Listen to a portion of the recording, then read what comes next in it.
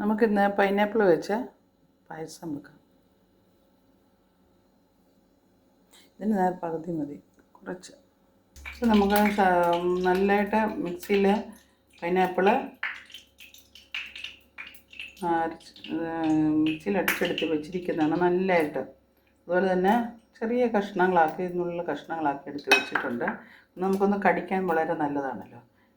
ഇനി ഇതിലേക്ക് നെയ്യ് ഒഴിച്ചിട്ടുണ്ട്. നമുക്ക് ചെറുതായിട്ട് ഒഴിച്ച് കൊടുക്കാം.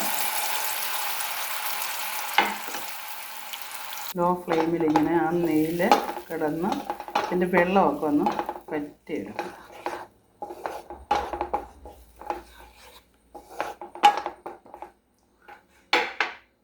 സമയത്ത് നമുക്ക് കാഷ്യൂ എടുക്കാം. ചെറിയ ഫ്ലെയിമിൽ വേണം.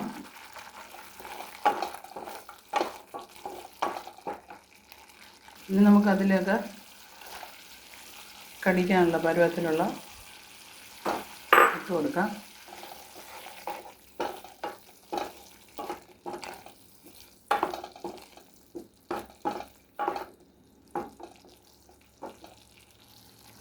ഇനി നമുക്ക് അതിലേക്ക് പാനി ഒഴിക്കാം, ശർക്കര പാനി.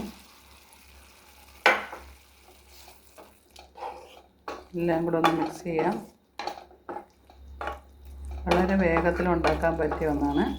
തെയ്യോണത്തിന് ചുക്ക് ഏലക്ക ഇട്ട് കൊടുക്കാം.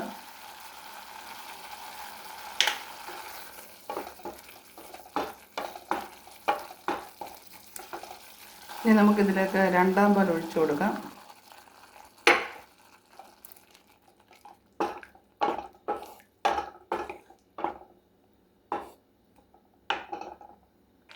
ഞാൻ കോക്കനട്ട് പൗഡറാണ് യൂസ് ചെയ്ത്. ഇച്ചിരി പഞ്ചസാര ഇട്ട് കൊടുക്കാം. വേണമെങ്കിൽ നമുക്ക് മധുരത്തിൻ്റെ ആവശ്യമനുസരിച്ച്.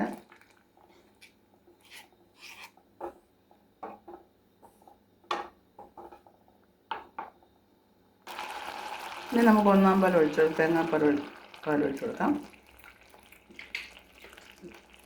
ഇതിന് വലിയ തിളയൊന്നും വേണ്ട.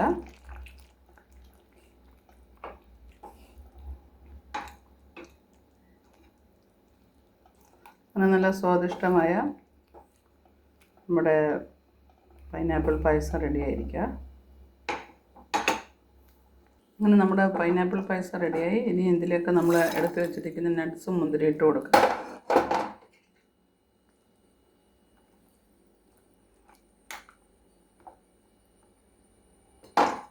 നല്ല സ്വാദിഷ്ടമായ ഒരു പൈനാപ്പിൾ പായസം റെഡിയാണ്.